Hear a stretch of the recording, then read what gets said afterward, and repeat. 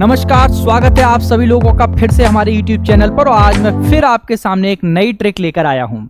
जैसा कि पिछले वीडियो में हम लोगों ने पढ़ा था कि मानव रोगों के बारे में कि कौन सा रोग जीवाणुओं के द्वारा होता है, कौन सा विषाणुओं के द्वारा होता है, कौन सा फंगल डिजीज है हमारी बॉडी में होने वाली, इन सब के बारे में हमने पढ़ा था। आज उसी क्रम में हम जो ट्रिक लेकर आए हैं वो है हमारी आनुवंशिक रोगों से संबंधित।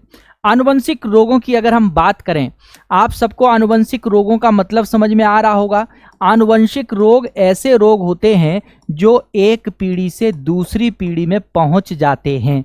ऐसे रोग जो माता पिता से उनकी संतानों में या अगली पीढ़ी में पहुंच जाते हैं, उन रोगों को हम कहते हैं आनुवंशिक रोग।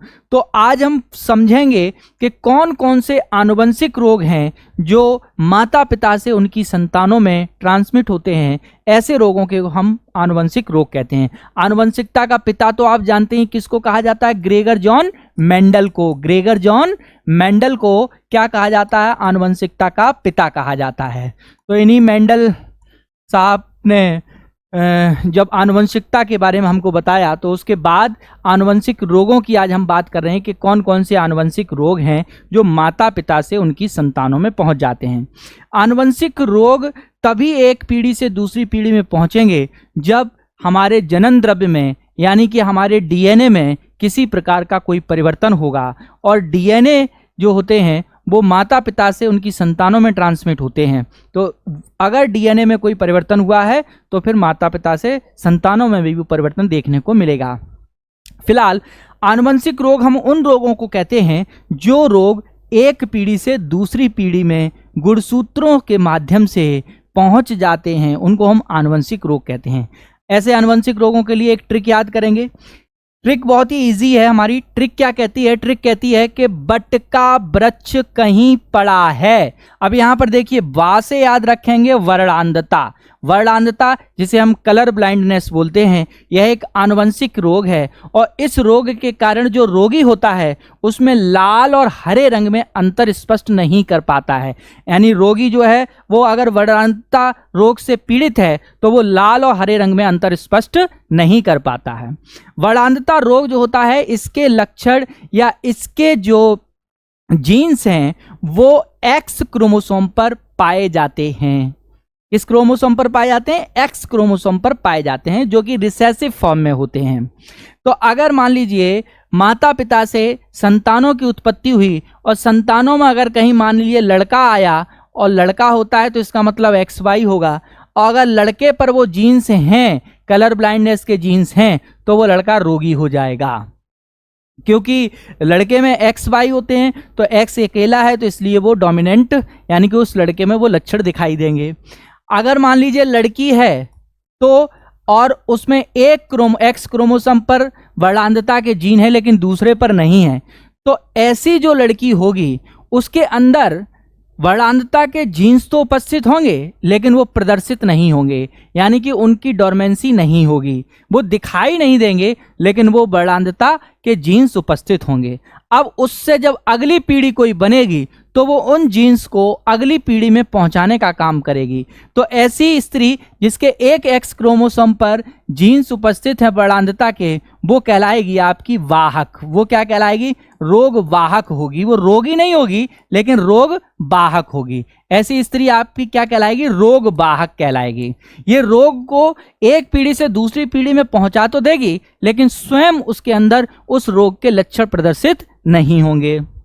लेकिन वहीं अगर मान लीजिए कोई ऐसी लड़की पैदा हुई है जिसके दोनों एक्स क्रोमोसोम पर वर्णांधता के जीन्स उपस्थित हैं, तो वो लड़की रोगी कहलाएगी। तो ये रोगी स्त्री होगी। ये जो होगी वो कैसी कहलाएगी, रोगी स्त्री होगी।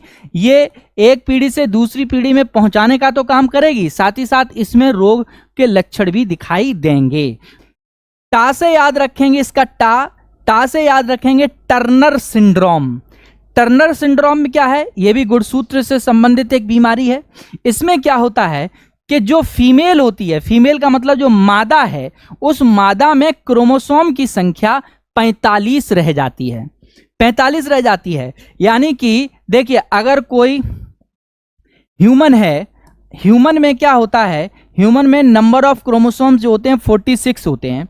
46 में क्या होता है कि 23 पेयर कह सकते हैं। 46 को हम क्या कह सकते हैं, 23 पेयर कह सकते हैं, यानी कि 23 जोड़ी, जिसमें से 22 जोड़ी जो हैं ये ऑटोसोम्स कहलाते हैं। ये क्या कहलाते हैं, ऑटोसोम्स कहलाते हैं।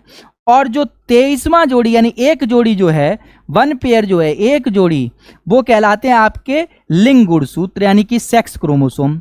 और ये जो लिंग गुणसूत्र होते हैं वो एक्स और वाई होते हैं। बात समझ में आ गई। तो मनुष्य में कितने गुणसूत्र होते हैं, मनुष्य में 46 गुणसूत्र होते हैं। जैसे चिंपैंजी में 47 गुणसूत्र होते हैं।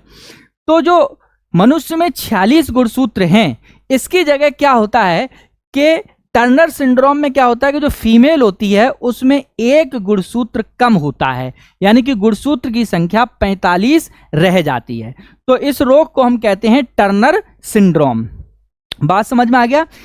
अगला है, का से याद रखेंगे, इसका का ले लीजिए, का से याद रखेंगे क्लिंगफेल्टर सिंड्रोम। क्लिंगफेल्टर सिंड्रोम, देखिए टर्नर सिंड्रोम में क्या हुआ था, फीमेल में एक गुणसूत्र कम रह गया था, कम हो गया था, यानी 45 रह गए थे।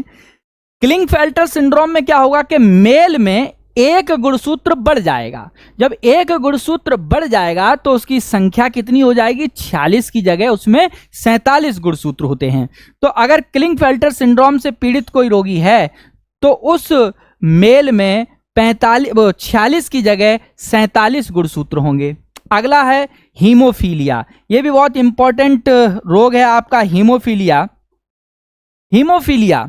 हीमोफीलिया रोग को हम शाही रोग भी कहते हैं। इसे रॉयल डिजीज के नाम से भी जाना जाता है।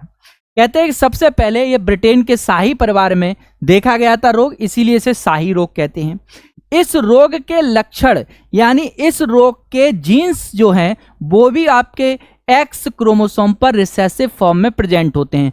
तो जैसी बात मैंने आपको वर्णांतता में बताई थी वैसी ही बात यहां पर भी ध्यान रखेंगे आप।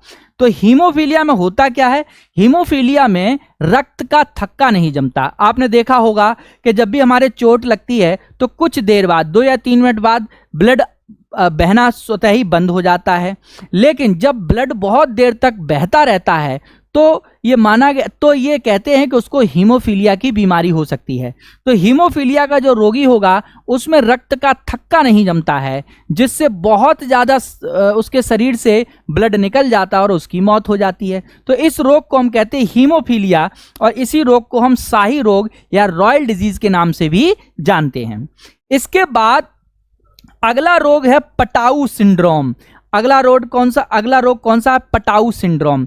ये भी एक आनुवंशिक रोग है, और इस रोग में क्या होता है, जो बच्चे पैदा होते हैं उनके जो ऊपर के होंठ हैं वो कटे और फटे होते हैं। तो इस रोग को हम क्या कहते हैं, पटाऊ सिंड्रोम। तो ये भी एक आनुवंशिक रोग है। और इसके बाद आता है आपका डाउन सिंड्रोम। डाउन सिंड्रोम ऐसा रोग है जिसमें मंद बुद्धि वाले बालक, जिनकी जीभ मोटी होती है, शरीर का अनियमित आकार होता है और उनकी आंखें टेढ़ी मेढ़ी होती हैं, तो ऐसे रोगियों को डाउन सिंड्रोम का रोगी कहा जाता है। यह भी एक आनुवंशिक रोग है। तो आज हमने इसमें पढ़ा कि आनुवंशिक रोग क्या होते हैं। वे रोग जो एक पीढ़ी से दूसरी पीढ़ी में पहुंच जाते हैं, उनको याद करने के लिए जो हमारी ट्रिक है वो क्या है कि बट का वृक्ष कहीं पड़ा है। आपको क्या याद करना, बट का वृक्ष कहीं पड़ा है।